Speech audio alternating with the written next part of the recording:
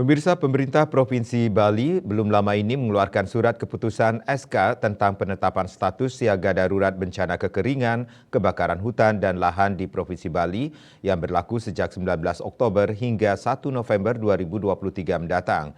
Meski demikian, Bali masih tetap aman dikunjungi wisatawan.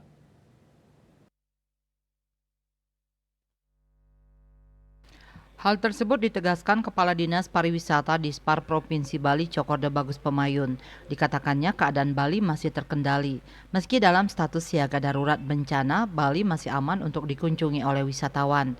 Dijelaskannya dalam status siaga tidak ada larangan aktivitas apapun termasuk kedatangan pelaku perjalanan luar negeri PPLN. Menurut Kadispar Bali, aktivitas yang menyangkut pariwisata masih berjalan normal. Meski begitu, kewaspadaan harus ditingkatkan. SK penetapan status siaga darurat bencana kekeringan dikeluarkan karena Badan Meteorologi, Klimatologi, dan Geofisika BMKG Provinsi Bali memperkirakan Bali akan mengalami cuaca ekstrim dalam kurun waktu cukup lama serta berpotensi menimbulkan kekurangan air bersih, kebakaran hutan dan lahan. Dengan adanya SK ini, maka Badan Penanggulangan Bencana Daerah BPBD mempunyai kemudahan akses antara lain untuk mengerahkan sumber daya manusia SDM, perawatan logistik, dan lainnya. Surat keputusan tersebut berlaku mulai 19 Oktober hingga 1 November mendatang.